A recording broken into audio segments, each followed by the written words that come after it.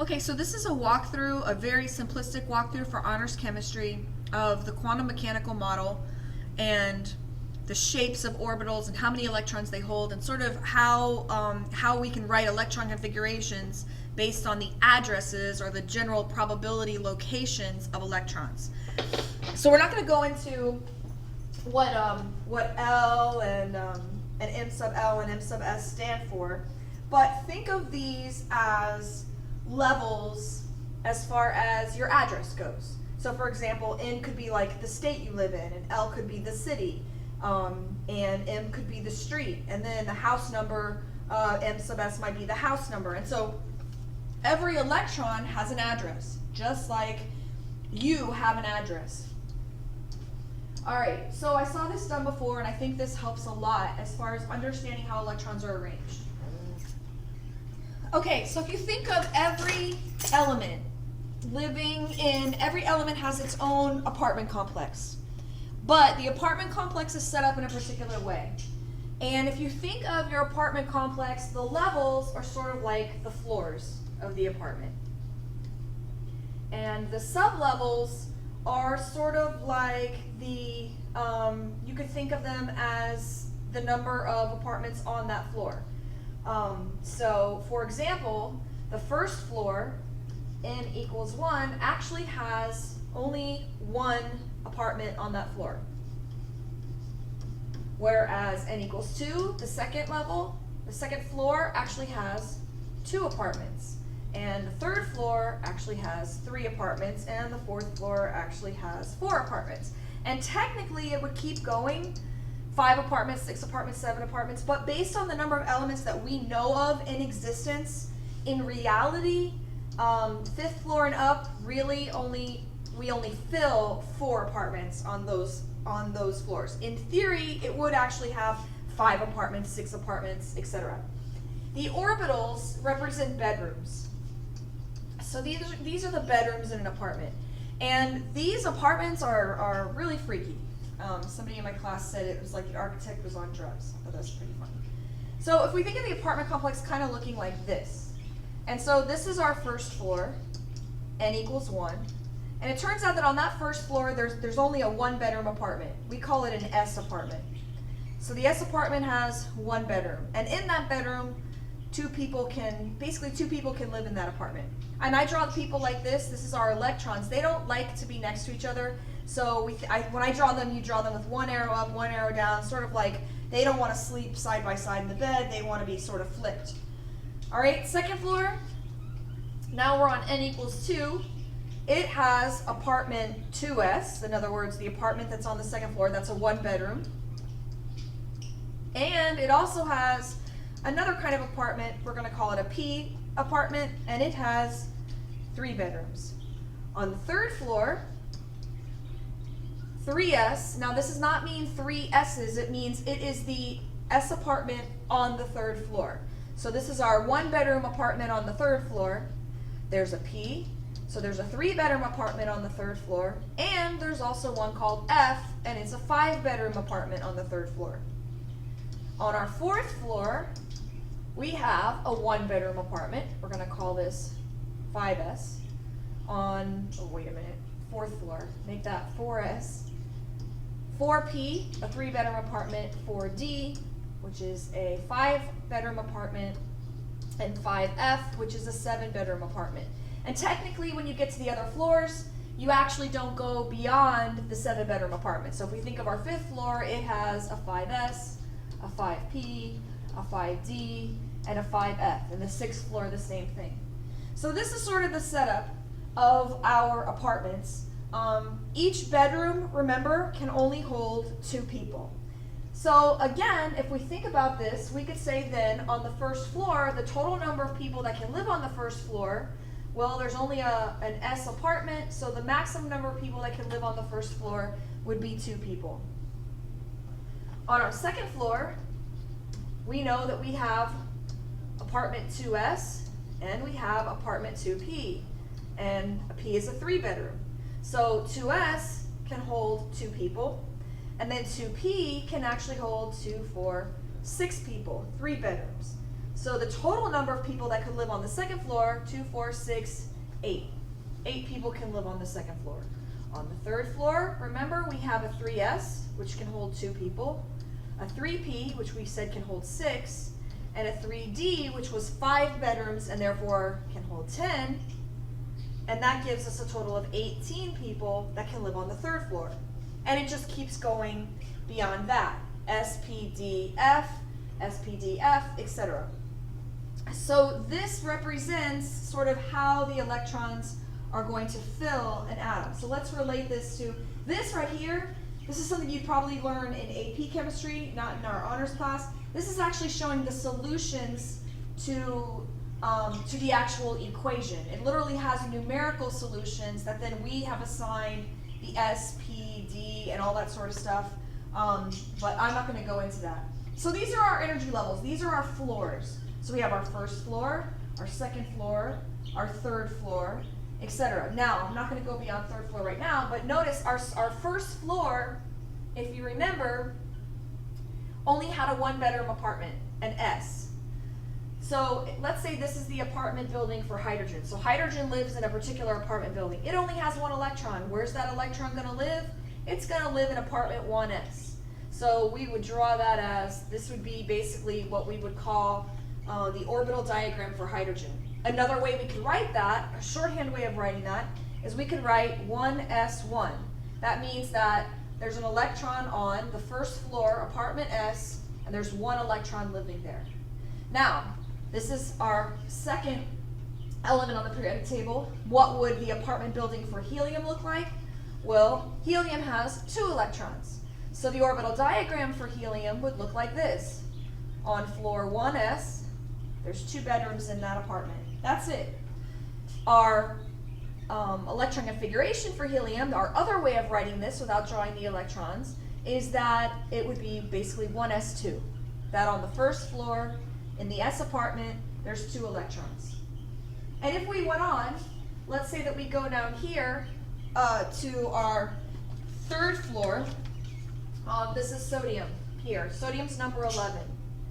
So if we were going to fill out, where do all the electrons live in sodium? Well, the first thing that would have filled in sodium would have been our first floor. So the first 2 electrons of sodium would be found in the 1-bedroom apartment on the first floor. On the second floor, we have a 1-bedroom apartment. That's going to fill first. And then we have a 3-bedroom apartment. That's going to fill second. So we've got 2, 4, 5, 6, 7, 8, 9, 10. We're now to 10. We still have 1 more electron. Where's that electron going to live? It's going to live on the third floor in the S apartment. So our electron, our orbital diagram for sodium would look like this. This is showing us the addresses of all the electrons in the sodium apartment. The other way of writing this, the shorter way of writing this, is to write it as an electron configuration instead, where we would basically just write out, so in 1S we have 2 electrons. In 2S, we have 2 electrons. In 2P, we have 6 electrons. And in 3S, we have 1 electron. And so this is showing us the locations of the electrons in our building. Okay, so this is sort of repetitive, but this is just saying, so that was what we call our energy shell, our energy level. We called it the floor of the apartment. So that's the main level. Here's a diagram of it, n equals 1, n equals 2. Remember, we don't know the exact locations, we know the general area. And you'll notice that the floors, as you go up, are further and further away from the nucleus. You can actually numerically calculate the maximum number of electrons that can live on a particular floor. This is our formula, 2n squared. Okay, 2n squared is sort of a shortcut formula, but I'll show you, we already know this because we just worked it out. So for example, on the second floor, we said that on the second floor there was a 1-bedroom apartment, the 2S, and then there was a 2P apartment as well, which is a 3-bedroom apartment. So the maximum number of electrons that could fit would be 2, 4, 6, 8. 8 electrons can live on the second floor. If we work it out using 2n squared, 2 squared is 4 times 2 is 8. So this is just a shortcut way. Now somebody may say, well, what happens when you get to the 5th floor? Because technically 5 times 5 is 25 times 2, 50 electrons should be found on the 5th floor.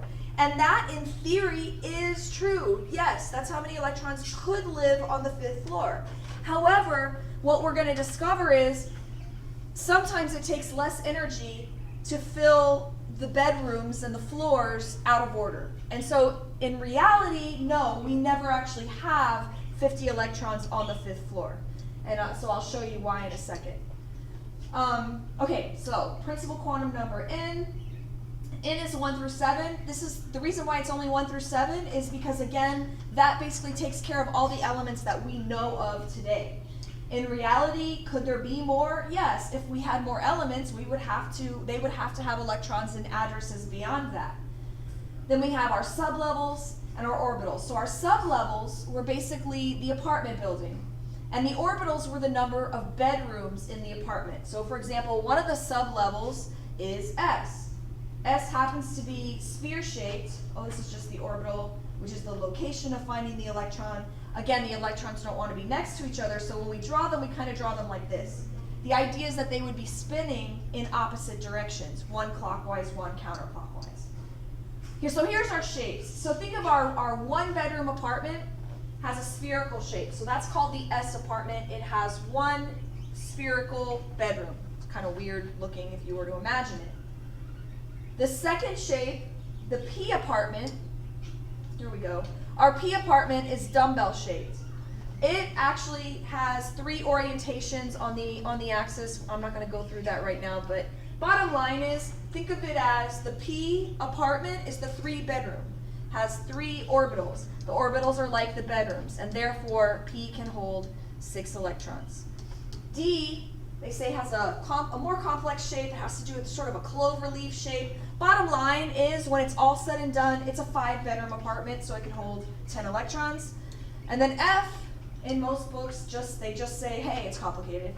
It's a 7-bedroom apartment, so it can hold 14 electrons. So these are basically the types of apartments. There's the 1-bedroom apartment, the 3-bedroom, the 5-bedroom, the 7-bedroom.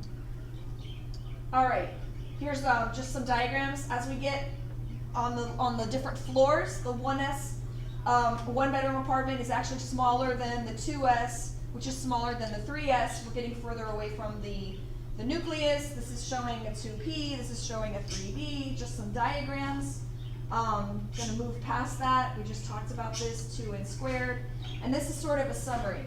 So on the first floor, there's only one apartment. It's a 1S. It's a 1-bedroom apartment. On the second floor, there's 2 apartments. It's a 1-bedroom, which is called the 2S, and a 3-bedroom, the 2P. On the third floor, there's 3 apartments. There's a 1-bedroom, a 3-bedroom, and a 5-bedroom. And then on the 4th floor, there's 4 apartments, a 1-bedroom, a 3-bedroom, a 5-bedroom, and a 7-bedroom. And we just go from there. All right. There's 3 rules that basically determine where are these electrons going to live. The Aufbau principle basically says they're always going to occupy the lowest level first. It would be nice if that meant that they occupied the floors in order. It doesn't necessarily mean that, but it does mean energy-wise. Think of it this way. It takes a lot more energy to run the air conditioning in a 5-bedroom apartment or a 3-bedroom apartment than it does for a 1-bedroom apartment. So sometimes the 1-bedroom apartment on the next floor will fill before the 5-bedroom or 3-bedroom apartment on a previous floor. It just takes less energy, and that's just what the atoms do. The second one says that the Pauli exclusion rule basically says that the only 2 electrons can fit in a bedroom. They spin in opposite ways. And the last rule basically says that Hund's rule basically says that, let's say that you have a 3-bedroom apartment and you have exactly 3 electrons. Let's say we're on level 3P. If they don't have to share a bedroom, they're not going to share a bedroom. So if you had exactly 3 electrons on 3P, the proper way to write them would be like this, not this. This would be incorrect because they don't like to share a bedroom if they don't have to. They're going to spread out. So that's what our third rule says. All right, so an orbital diagram is just a way of drawing this out. Here's some really quick diagrams showing like the sodium apartment. In the sodium apartment, here we are. We have our 1-bedroom filled on the first floor, our 1-bedroom filled on the second floor, and then our 3-bedroom filled on the second floor, and now our third floor, we have 1 electron left over, a 1-bedroom, with one more electron. All right, and this is the electron configuration, which looks a little bit different. So that's the end of part one. I'm going to give you a part